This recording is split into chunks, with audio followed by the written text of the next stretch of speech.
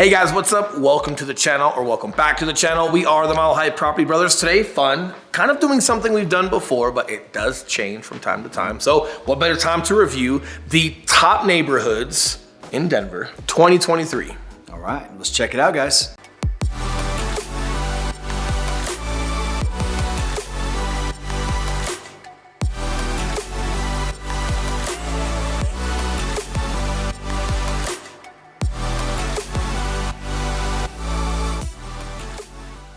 What's up, guys? I'm Schmidt. This is my partner, Will Grimes. And if it's your first time checking out our channel, welcome. And while you're here, you're gonna wanna hit that subscribe button, as well as the notification bell. That way you don't miss a single one of these videos that we drop every Tuesday and every Thursday. 100%. And we're licensed brokers here in the state of Colorado, which means just as much as we love making these videos, we will have more to help with those real estate needs. So that number that is popping up below. We are the guys trying to the phone calls, text messages, and those emails. So if there's something we can do to help you, we would love to. But with that being said, let's talk about it. 2023, top neighborhoods. Now, it does involve some websites and some things like that as far as like bird's eye view, a lot of people having conversations, but it also involves a lot of our prior clients these past 3 years with what their favorites are, where people tend to move, why they like it, why they're not liking it, and then adding all that together, what's coming down. And I'll give it to you. We're gonna do 5 today, so it's like your top 5 neighborhoods for 2023. And these are 5 actual neighborhoods within Denver. I know a lot of times with our videos, we mention Denver, but then we'll talk, suburbs outside of there, maybe some different cities, but these are Denver specific neighborhoods. Let's go. Thank you. No, he's right. We do a lot of stuff outside of the Denver metro area. So being specific to the heart of Denver, these are those 5s.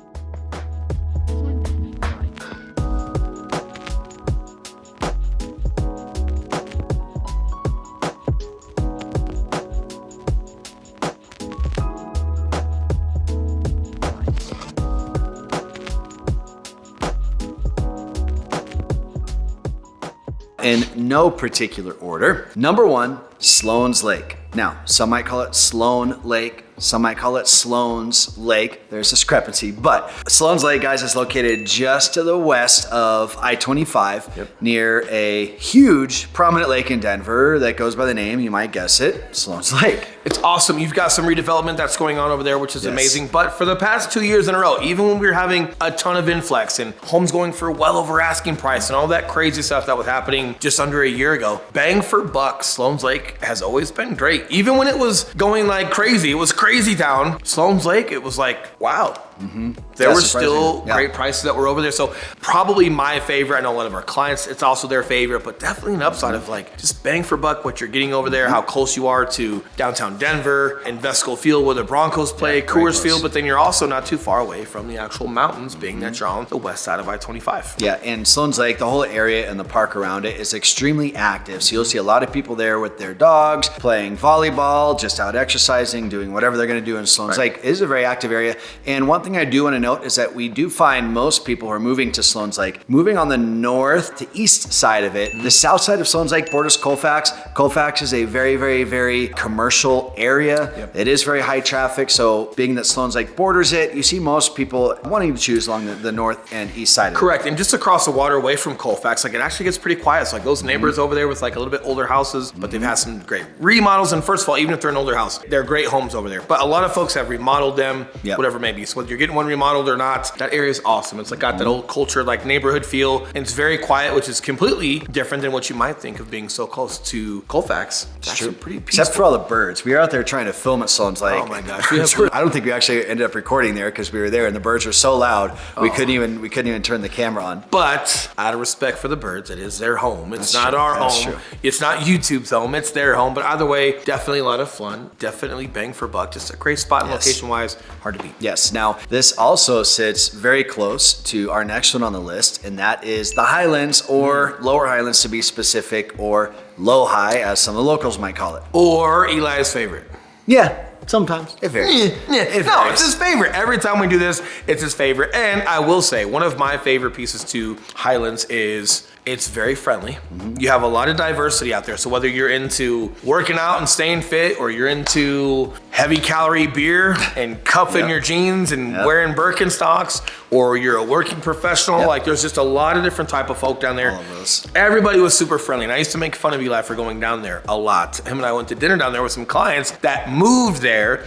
And while we were at dinner, I don't even know. I don't know if they thought I was somebody. So many people were walking up and saying hello. Yeah, it's a or cool spot. complimenting my jacket. Like, it was a very friendly place. So it is. Believe it or not, like, Denver tends to bleed that. And even though I'm a native, you think I would understand that. But the Highlands was such an upcoming, like, young professional, just changing area. Like, you can kind of make an assumption. But true to Colorado's just culture overall, even though it was a younger demographic and a lot of new restaurants coming in and a different vibe, the vibe was still friendly. Oh, 100%. And Ojai is known mostly for its food, its drinks, everything Will just said, its nightlife and stuff. A lot of our really good restaurants that we have in Denver, they're going to be located out there. A lot of really cool bars, like Williams and Graham's Speakeasy. Yes. That's, out of all those speakeasies, which are getting really popular in Denver, William and Graham's is one of the most popular one. There's just a lot going on there, which means home prices are at a premium. If you're looking for a single family home, you're going to be around $900 to start, and then they kind of go up from there. But they've also got a lot of townhomes, a lot of condos, a lot of duplexes, a lot of the ultra modern style too, like even those duplexes that you'll see. So there's just a ton of variety out there, a ton of things happening for the nightlife. And like Will said, so many friendly people. And honorable mention, places like Sunnyside that are up and coming that have a lot of cool stuff that are not too far from the Highlands. So for some reason you don't find what you're looking for there, not too far away, is something like Sunnyside, and you can still make your commute down and enjoy the Highlands. Or like ourselves, he lives in Elizabeth, I'm in Southeast Aurora, but we can still commute and have plenty of time on the weekends to go have fun if that's something that we're looking for. A lot of folks go downtown for the weekend, they enjoy a basketball game, then they Airbnb it or enjoy some restaurants in the Highlands and then leave after the weekend. And we cannot leave the Highlands. We can't exit that one without talking about Little Man Ice Cream. Oh, that's right. That's right. We were on a shred thing for the summer, keeping our hot bods. We could not have the ice cream. Like, every single time we've been down there to shoot the Highlands and everything else. So this year, we're gonna make a point that the next time we go to the Highlands and have some fun, we'll definitely have some ice cream to show you guys that as well.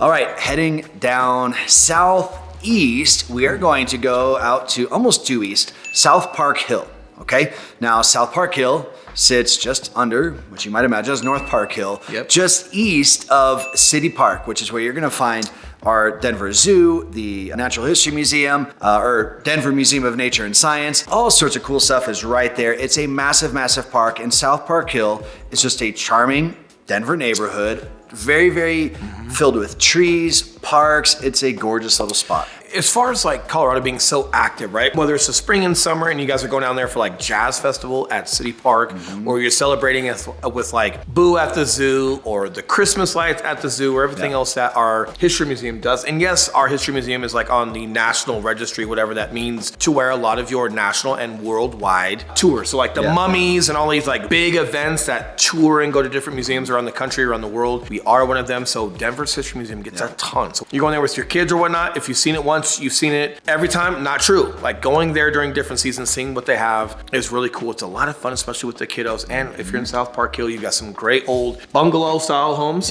You've got some scraped homes, but definitely one of the most sought out areas in all of Colorado. In proximity you are to, again, City Park. But then right down Spear, I mean, you're not far from Cherry Creek North. And everything that's kind of like happening in Denver while still getting like your established, cultured Denver feel, Denver-esque neighborhood. And I would say if there is a neighborhood, South Park Hill is hard to beat as far as like that overall Denver feel. We got one more coming up on the list that's going to be a very similar feel, but definitely if you want to live and feel Denver, one of the places to be. Yeah, 100% it is. And again, you know, this is, every time I'm down in South Park Hill, I'm surprised, not surprised, but it's always nice just how quiet it is, how many trees there are, how many neighbors you see out in the front yards, you know, talking to each other, just hanging out, a lot of kids. So again, with all the parks and things to do that are in the area, it is a very, very hot spot for a ton of families, a whole variety of people, but it's hard to beat, just a classic Denver neighborhood, South Park Hill. 100%.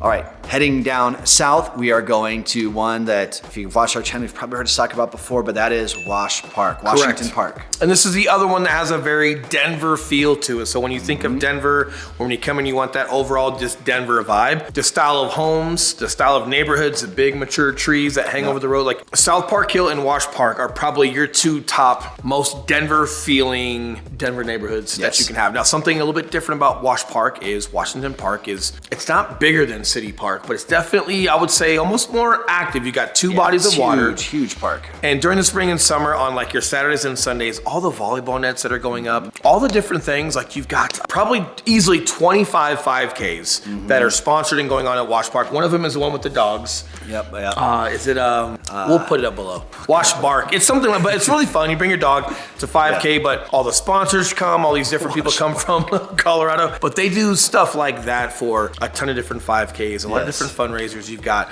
a fire station that's right there at the park. So as far as like safety and everything else, really good. And just the overall vibe. If you guys just want to go there in the spring and summer and just play basketball, if you guys want to be on the water, similar to City Park, you can do the little rowboats and be out in the water. You can do that at Wash Park as well. Paddle boats and stuff. The little paddle boats. But definitely as far as like getting outside, enjoying some sun, going for a jog, going for a walk, bringing your kiddos for the playgrounds and having a picnic and just making an afternoon out of it, hard to beat. Yeah, whether or not you're actually going to be living down in Wash Park, put it on the list of places to go. It's going to be one of the places that you frequent often. It is one of the biggest parks in Denver, probably the most active park in Denver. So definitely a great place for a lot of you newcomers into the state to go meet new friends, get involved with some groups. There's always like adult team sports things that are going on over there you can sign up for. So highly, highly recommended. And when it comes to housing out there, it's definitely where you're going to find the most premium pricing that you can find as far as some of our Denver homes. I would say entry-level price point right around $1 million. Correct. And just food for thought, don't quote me on this, but I'm pretty sure Wash Park does not allow glass bottles, right? So if you guys are going down there, if you're having some alcohol, I'm pretty sure that they do allow some alcohol, but because of how active it is and all the volleyball and just people running and having their dogs, I'm pretty sure glass is not allowed. So if you guys are spending any money on that and you can avoid glass, definitely do so. They do have folks that walk that park to keep things safe during the weekends, leash your dogs, all of that good stuff. Make sure you're just kind of doing your due diligence before going down. But definitely from personal experience and experience from our clients, one of the hardest places to be in Colorado. And don't get in the way of any bikers that are biking around there. Is that me? Did I do that? I've done it before. Yeah, I think everyone's done it. Some of those guys need to be out on the roadway, not at a park without serious for taking I think it's like Tour de France or something. Bicycle right! Bicycle right! Bicycle right! Bicycle! On a bike! On a bike! I'm on a bike. You're gonna turn? You gotta tell me! All right, guys, in addition to all of these, we will be doing some stuff this year covering like the mountains and like your top 5 areas to visit, whether it's fall, winter, spring, or summer in the mountains. That way, whether you're living down here in the Denver metro or not, it's still nice to know as far as all of Colorado and the Rocky Mountains. Hey, where should we be going? Where should we not be going? But where you definitely should be going is to this phone number that's popping up below, because yes, we are the guys who answer the phone calls, text messages, and emails, and yes, we are licensed brokers in the state of Colorado. And that number that's still below, yes, we are the guys who answer those phone calls. So if there's something we can do to help you, we would love to. But with that being said, you guys enjoy these top 5, and we'll see you guys very soon. See you guys.